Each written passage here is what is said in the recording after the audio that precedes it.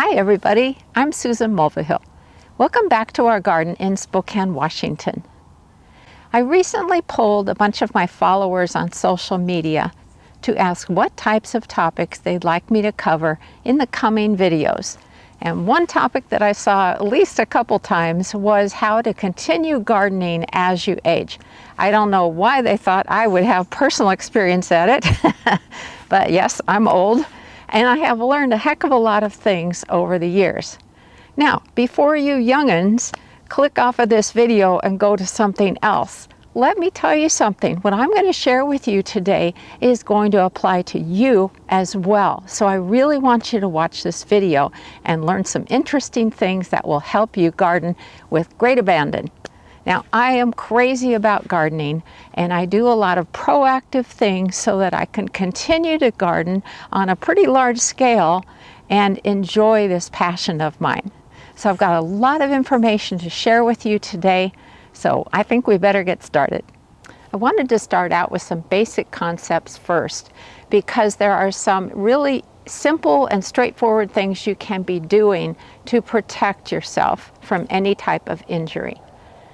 The first one is exercise. I know that sounds boring and tedious, but I exercise every single day. That is no exaggeration. And it's not a huge program, but it makes all the difference. So as soon as I roll out of bed, I'm doing stretching exercises and lots of core strengthening and stability exercises to protect my back. Bill and I love to go for a walk every day, usually about 2 to 4 miles, and all of this is keeping us healthy, and that's the goal. I want to live a nice, long, full, active life. The second thing is on a related note to those core exercises. Whenever you lift something, always tighten your tummy muscles first. It seems like as we get older, we just kind of let it all hang out. But when you tighten your tummy muscles before you lift something and while you're carrying something, that is bracing your back and protecting you from injury. You also don't want to lift too much. So use a wheelbarrow or a cart, or ask someone to help you carry a bag, or buy things in smaller bags, and that will help protect your back. Now, I had to back up a bit for this next item. A lot of times when I'm driving through town, I'll see an elderly person out in their yard and they're weeding their flower garden. And what they're doing is they've locked their knees, they're bending at the hips and reaching down this way. You do not want to do that. That's going to set you up for hip injuries, knee injuries, probably back injuries.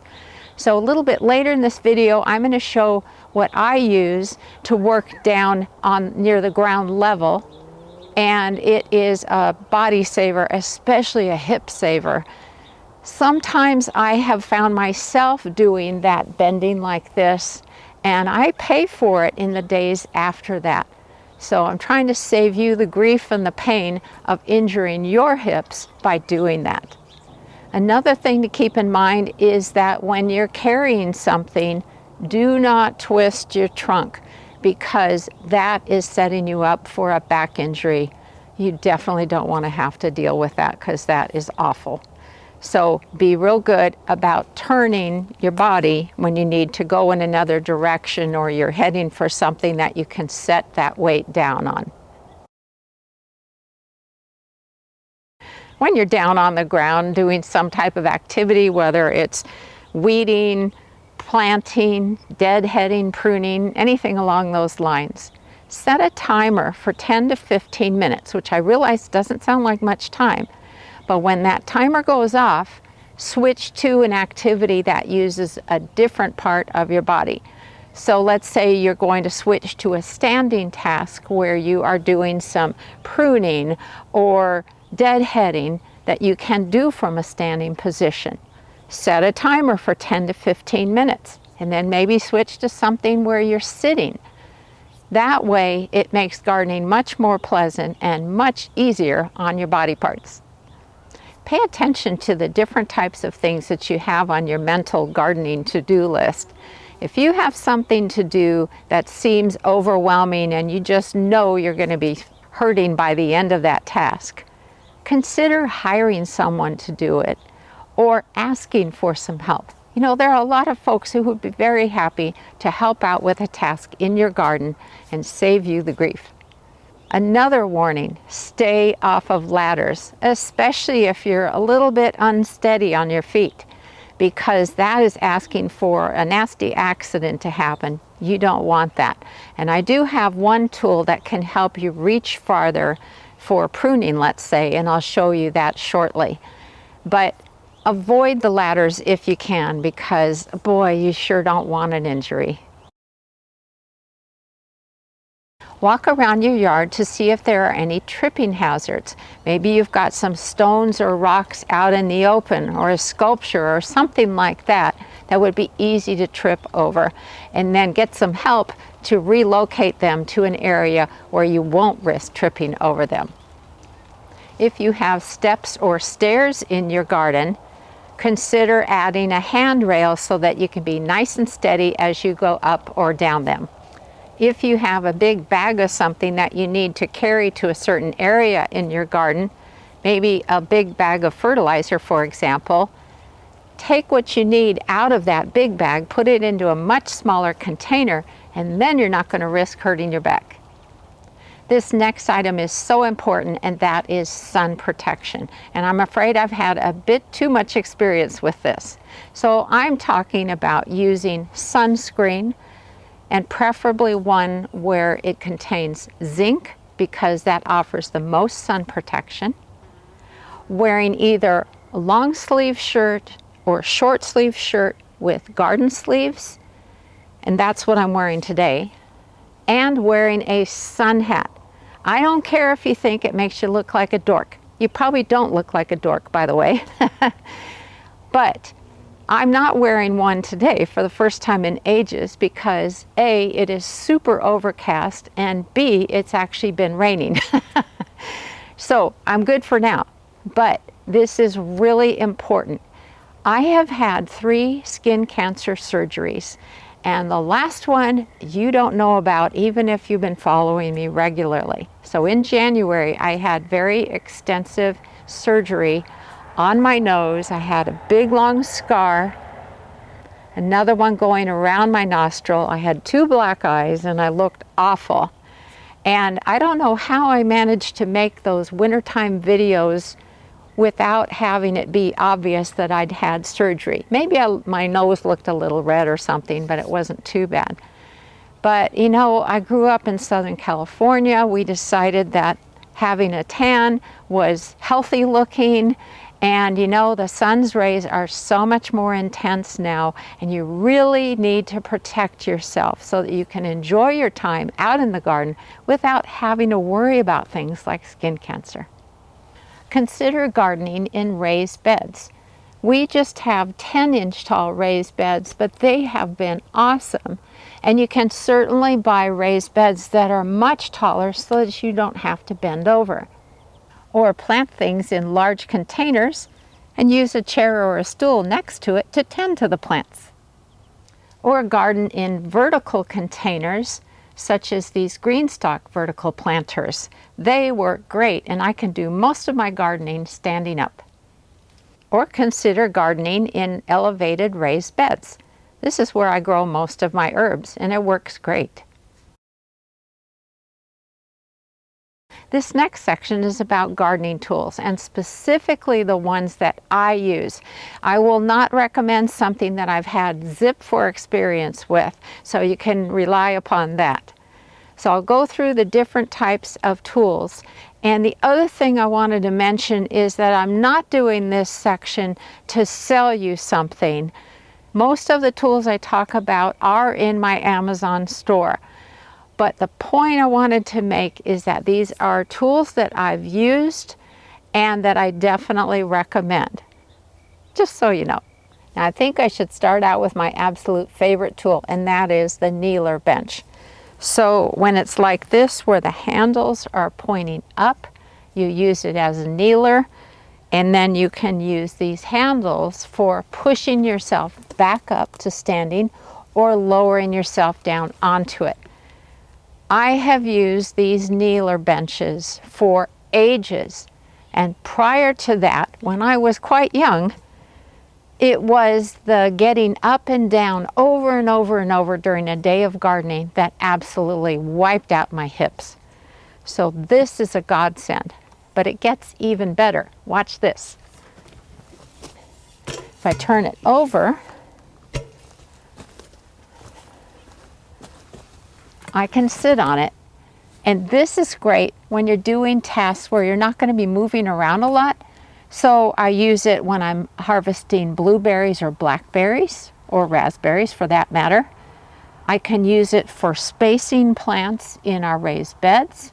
I can use it for deadheading flowers, especially Shasta daisies, because they all go out at about the same time, and so you have a ton of flowers to deadhead. So this is definitely my favorite tool, and it comes from Gardener's Supply. My absolute favorite hand tool in the garden is the Cobra Head Weeder.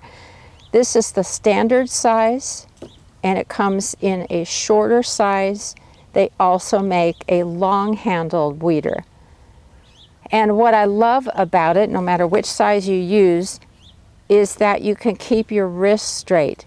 And that makes all the difference, because if you're bending your wrist a lot, that's putting strain on it, and that will be a problem. And that's why I wanted to recommend these for this video.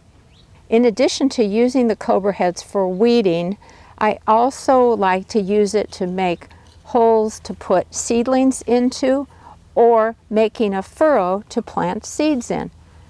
So I would have to say that of all the tools I have in our garden, the Cobra Heads get the most use.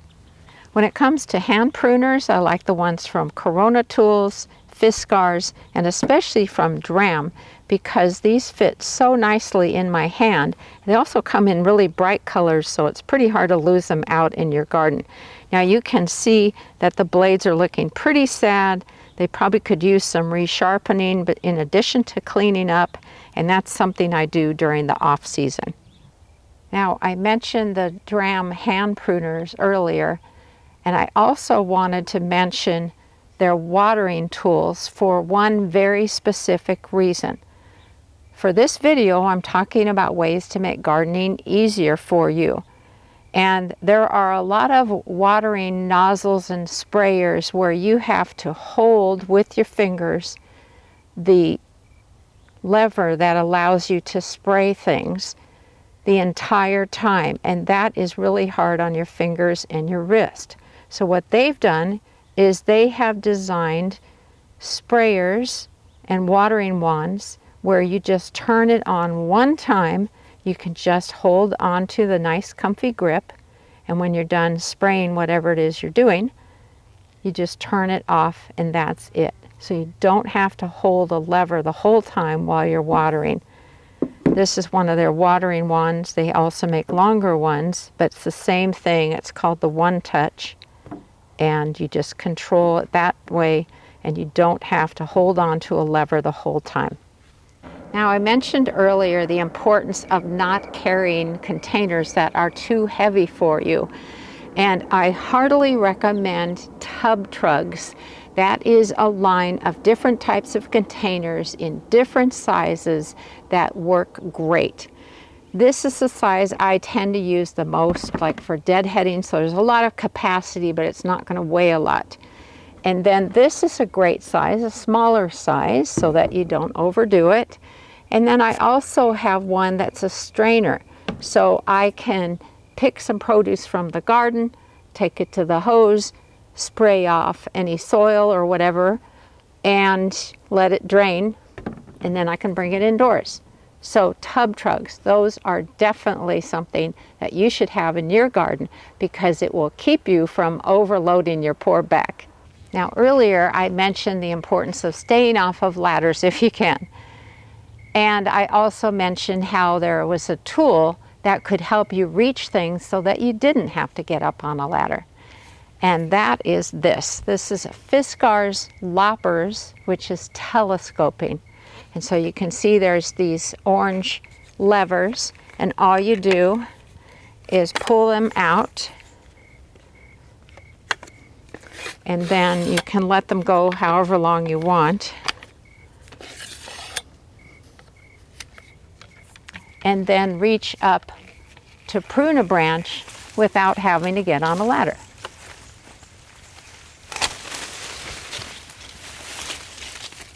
There, job done, and I'm safe. As I mentioned, most of the tools I talked about today are in my Amazon store, but only because I believe in them and recommend them. I'm going to put a link to my Amazon store in the description that goes with this video on my YouTube channel. And as an Amazon affiliate, I do receive compensation for items that are sold, but it does not impact the price you pay in the least. Okay, that is everything I can think of, and I do hope you'll take these suggestions to heart so that you can continue to enjoy gardening. It doesn't matter how old or how young you are, all of these suggestions will make the difference. Thanks so much for watching today, everybody. Happy gardening.